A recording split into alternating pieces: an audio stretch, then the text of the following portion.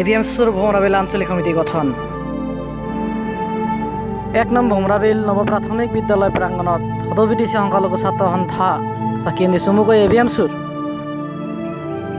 গোসাইগাঁও জিলা এভিএমসির উদ্যোগত ভোমরাবিল আঞ্চলিক সমিতির সহযোগত ভোমরাবিল আঞ্চলিক সমিতি গঠনার্থে এক সাধারণ সভার আয়োজন করা হয়। উক্ত সভাত উপস্থিত থেকে কেন্দ্রীয় এভিএমসির কার্যকরী সভাপতি, কেন্দ্রীয় এভিএমসির কার্যকরী সদস্য তথা বিবিধ নেতৃবৃন্দই।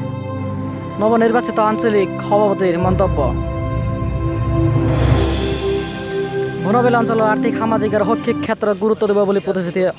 এইটো আজিও মোক নতুনকৈ সভাপতিৰ দায়িত্ব দিছে কেন্দ্ৰীয় সমিতি তথা জিলা সমিতিয়ে। মই পোনপ্ৰথমে কেন্দ্ৰীয় সমিতি তথা জিলা সমিতিক মোৰ ফালৰ পৰা আন্তৰিক ধন্যবাদ জ্ঞাপন কৰিছোঁ। আৰু ইয়াৰ লগতে মই ক'ব বিচাৰিছোঁ যে আমাৰ বিশেষকৈ ভোমৰাবিল অঞ্চলখন চাবলৈ গ'লে শিক্ষাৰ দিশত, অৰ্থনৈতিক দিশত পিছপৰা। আমি ইয়াৰ আগতেই বহুতো চেষ্টা কৰিছিলোঁ, কিন্তু সেইখিনি সফল হ'ব পৰা নাই।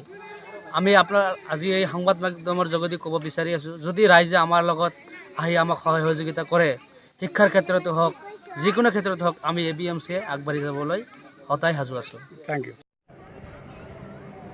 News desk report, BTC news.